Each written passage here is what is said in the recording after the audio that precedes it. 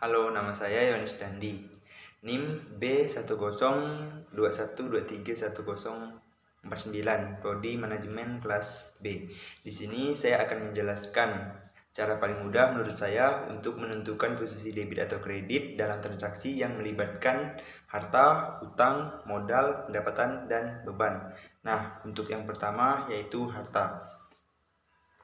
Apabila kita menerima atau membeli suatu harta seperti uang tunai, kendaraan, atau inventaris, maka kita akan memasukkannya itu ke dalam posisi debit di harta. Nah, apabila kita menjual atau mengurangi nilai harta, misalnya seperti menjual atau memberi atau mencairkan investasi itu masuknya ke dalam kredit. Nah, untuk di hutang, apabila kita menambahkan hutang baru seperti meminjam uang dari bank, maka itu akan dimasukkan ke dalam debit di hutang.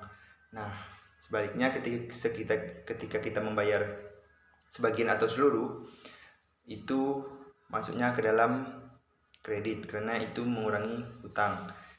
Selanjutnya yang ketiga yaitu modal. Nah, ketika kita menyuntikkan modal baru ke dalam bisnis atau mendapatkan laba bersih dari kegiatan bisnis, maka itu masuknya ke dalam debit.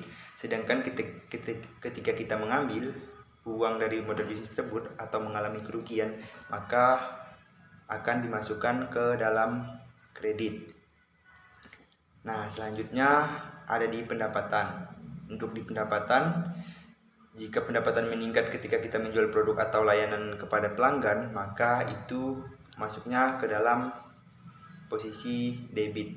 Nah, biasanya tidak ada atau ketika tidak ada entry kredit langsung untuk pendapatan, maka itu pendapatan digunakan untuk menutupi beban, maka itu ketika pendapatan digunakan untuk menutupi beban, maka itu masuknya ke dalam kredit.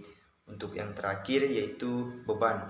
Nah, ketika kita mengeluarkan uang atau sumber daya untuk mengoperasikan bisnis seperti biaya sewa, biaya gaji, utilitas, maka itu masuknya ke dalam debit.